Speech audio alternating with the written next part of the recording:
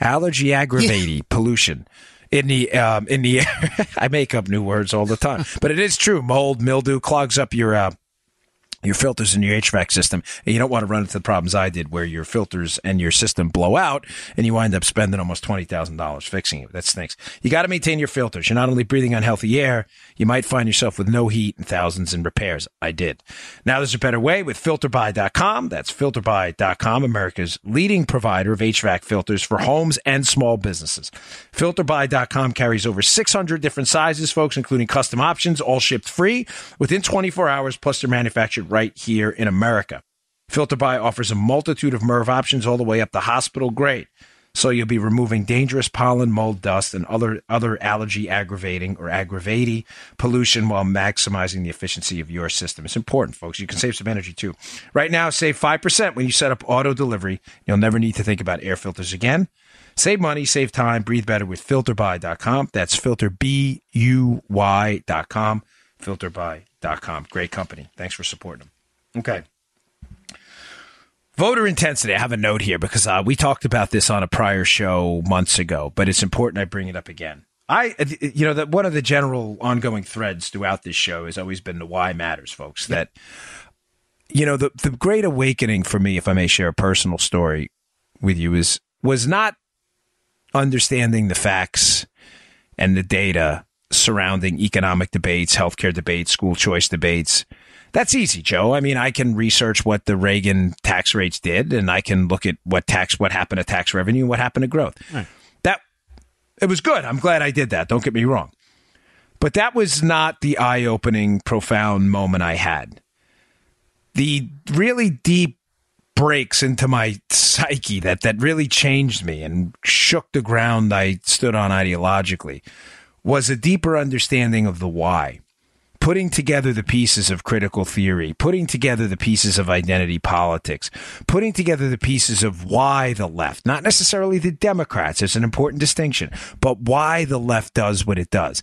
Because when you start to figure out the why, that the left has always been about control.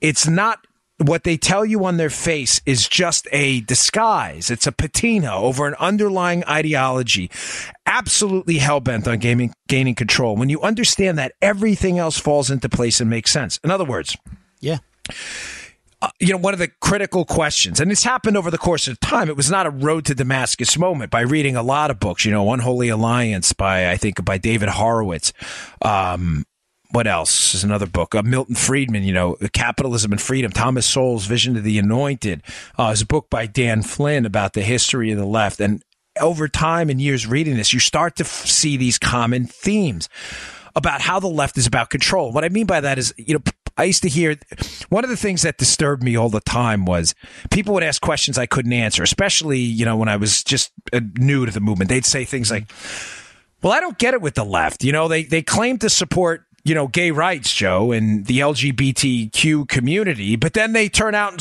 they support people who support Sharia law, who many of them kill people. I mean, who are gay in some countries where people support a radical form of Islam. And they would say, I'm telling you the questions they would ask me, because I hadn't thought a lot of this through. But when you understand that the left is about control, in other words, controlling, and when I say control, I don't mean this in an otherworldly, ethereal way. I mean it in a very grounded, down-to-earth way. They are about control of your money, regardless of the amount. They don't care if it's $1 or $100. When you understand they're about control of your health care, and you understand they're about control of your kids' education, control of your business and everything else, it all makes sense because the ends justify the means to get there, even if that means, and this is the kind of the premise of Horowitz's book, Unholy Alliance, means, Joe, aligning with groups that contradict your stated values. Because remember, your stated values are not, the left is really not about the LGBTQ community. Radical left. They're not. I don't care what they tell you. They use the LGBTQ community, Hispanics, black voters, and identity politics simply as a vehicle to implement policies which allow them to control things in your life you control now. Does that make sense? Parkland. Exactly. They are using the media and vehicles in the media because folks, I'm going to get them. That was a perfect segue. They understand fully that the gun control anti-Second Amendment measures they're proposing will do nothing. They understand that. I did not plan that with you, by the way, Joe. That is it's a perfect segue. They get their agenda, folks, is not school safety programs. It's not. I'm not talking about Democrats. I'm talking about the radical left. Because when you propose simple ideas like, hey, what if we arm the teachers? You're an idiot. You're crazy. You want these schools to be a shooting gallery. You don't say, folks, the people walking, the criminals make the rules. Why? Because criminals don't follow the rules. It is asymmetric warfare. If a criminal says, I am going, and I'll get to the aggressive violence thing in a minute. Criminals fully understand that gun laws only work if you obey the law. If you are a criminal intent on committing murder, why would you care about filling out a Form 4473 to get a gun legally? Please answer me that question. Why you would care? It was the whole premise, Joe, behind broken windows policing in New York. Mm-hmm. The old theory of policing in New York for a long time, when I was there, was you don't arrest the turnstile jumpers because then the cop's going to be doing paperwork all day and he's not going to be there to stop the robbery. Then Bill Bratton, Jack Maple, Rudy Giuliani came along and they adopted this form of broken windows policing. And you know what the sea change in New York? Folks, I was there. I saw it. You never brought in someone for smoking weed in a busy precinct, ever. The desk lieutenant throw you right out of there. Man, you need to be on the street for the serious stuff. You know what the sea change was? The guy who jumps the turnstile or was smoking a joint in the street. I'm not getting into marijuana laws here, so don't email me. I'm with you on a lot of stuff. I'm just saying. Most of the time, the guy jumping the turnstile was the very same guy who committed the robbery on a train. Now, that may sound obvious to you now. Ladies and gentlemen, I'm absolutely telling you with 100% certainty that that was not the case when I first got on the NYPD. You did not bring those people in. You didn't bring them in. You avoided it because you assumed they were different people. That's what really cut crime dramatically in New York. My point here in this entire thing is that they are not focused on hard solutions. They are focused almost exclusively by using the media and using their vehicles. They are almost entirely focused on control of the firearms supply, control in the hands of government, control in hands of the government they control. Keep in mind, this is the very same crowd who tells you the police are the most brutal people among us. They're hunting minorities in the street, who make the very same argument that the police are the only ones should have guns. Does this make sense now? My man. There you go. All of these questions that when you understand the left is strictly about control. Folks, it is a statist ideology bedrocked in a Marxist background that the state and that the bureaucratic and elite intelligentsia should control everything because this is what matters here. Because you are too stupid to do so. Because you are too stupid, this is them talking again, not me. Because you are so dumb, you should not control your money. You should never be able to separate yourself from the state on the security front by owning a weapon. The state should control your security. The state should control your health care.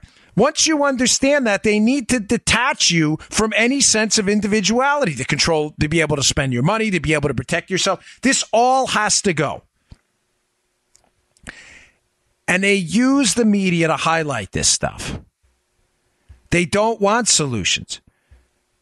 And my point about the broken windows was it became obvious to people the same way I was talking about because I don't like to lose you in long-winded answers, but Joe made a good point. It introduced an interesting vehicle here.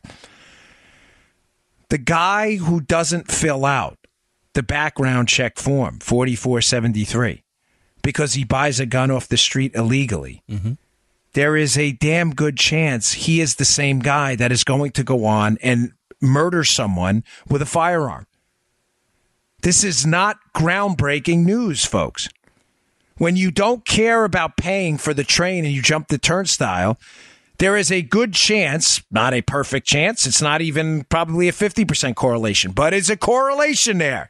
You don't fill out the background check in the gun store and you buy the gun off the street, you're probably going to commit a crime with it later, even if it's a small chance.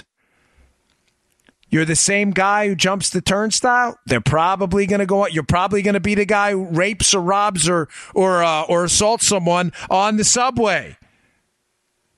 Laws matter, but laws matter when people follow them.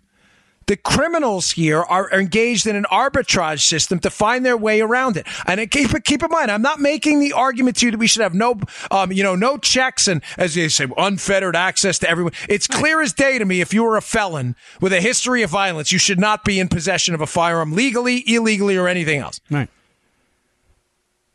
I'm simply making the case to you that layering on additional laws, it's like, let me give you an example here. Joe, people are still murdered, right? All the time, tragically. Yeah, all the time. But we have laws against murder, right? We have homicide laws. Mm-hmm. That's why I object to. What are we going to have? Additional homicide laws? Like, no. Homicide times 10. Like, this is really like homicide this time. Folks, we have these laws. We're wasting a lot of time on bureaucratic legal mumbo jumbo that is going to do nothing and stops people from doing what really, really works. Increase penalties afterwards, not restrictions beforehand. I'm really tired of people going out there and saying, free speech is restricted too. You can't say fire in a movie theater. That is not true. It is not true. Free speech is not restricted by you doing that. I can prove it to you, Joe. Mm-hmm. Have you ever walked into a movie theater and had someone ask you in advance if you intend to scream fire in a movie theater? No, I haven't, Dan. Have you ever had someone ask you to fill out a background check on have you screamed fire in a movie theater in the past before you buy a ticket? No, that's a negative, Dan. No, that's right. But if you do it, there is a penalty. Right. The penalty works. Why? Because a lot of people just don't do it because they don't want to be arrested for causing a civil disturbance or whatever it may be. Does it work all the time? No. What you're suggesting for firearms is different. You're suggesting a proactive restriction. You will not be allowed to buy, quote, assault weapons, which is a nonsense term. You are not allowed to buy a magazine with 10 plus rounds. You are not allowed to do this. You are not allowed to do that. They're stopping you before you go in the movie theater, despite the fact that you've done nothing wrong. You've done nothing wrong. I'm simply suggesting to you that we have to stop wasting time on all of this other garbage. Banning rifles, magazine sizes, all this other stuff that's going to have no effect, and focus on the penalties afterwards for actually screaming fire in a movie theater. It is a nonsense example. Nobody stops you before you go in the movie theater, but people do stop you from getting a firearm. Just ask Joe, who lives in Maryland, where it's almost impossible to get a concealed handgun license. You bet, man. Whew. You can't even see the movie in Maryland. Let's focus on the penalty stage. You steal a gun? What? I don't care. 20 years? You break into a house, you steal a gun? You use a gun to commit murder? Mandatory life? Focus on that. I'm open to that conversation. I mean, I'm not into cruel and excessive punishment either. I believe in the Constitution, even when it's inconvenient. But I'm open to that conversation. They're not. Now, this is an important point. As I said, I'd get into this. Why liberals will continue to lose here. Folks, they're engaged in a war, liberals, and listen to me. This really worries me. All right, I hesitate sometimes to show too much emotion on this because, don't mistake my passion for weakness. I was born for this fight like many of you, or else I wouldn't be doing this, even though I'm stressed to the maximum these days. I almost ripped my office apart yesterday for different reasons. But the taking of people's liberty, whether through legal obstacles to the exercising of your liberty or the outright banning of that liberty in and of itself, The anger at the taking of that liberty will always overwhelm the joy liberals obtain from doing